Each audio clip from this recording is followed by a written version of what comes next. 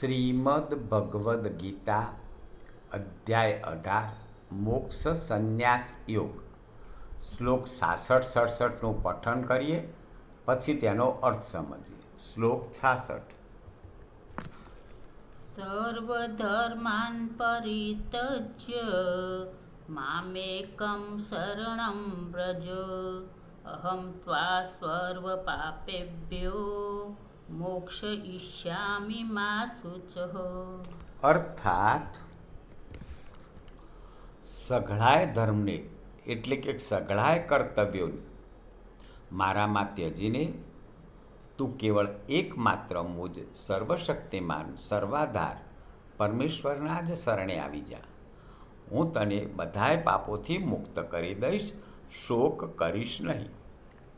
ભગવાન શ્રી કૃષ્ણ અર્જુનને કહી રહ્યા છે કે બધા જ ધર્મ, બધા જ કર્તવ્ય કર્મો ત્યજીને તું ફક્ત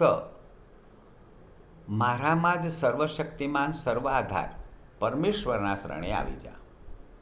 હું તને બધા પાપોથી મુક્ત કરીશ દઈશ, શોક કરીશ નહીં. શ્લોક 67. ઇદં તે ના તપસ્કાય ના ભક્તાય કદાચન ન ચાસો શુશ્રવે વાચ્યમ ન ચ મામ યોભ્યસૂયતિ.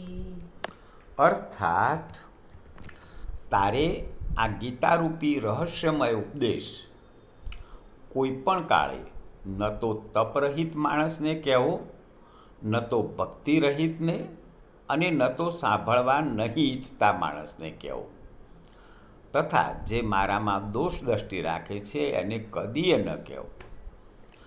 ભગવાન અહીં કહી રહ્યા છે કે આ ગીતારૂપી જે રહસ્યમય ઉપદેશ છે એ કોઈ પણ સમયે તપરહિતને ન કહેવો, ભક્તિરહિતને ન કહેવો, જે સાંભળવા ઈચ્છતા નથી એમને ન કહેવો, અને જે મારામાં દોષ દ્રષ્ટિ રાખે છે, ભગવાનમાં દોષ દ્રષ્ટિ રાખે છે, એને ગીતાનો ઉપદેશ ક્યારેય ન કહેવો.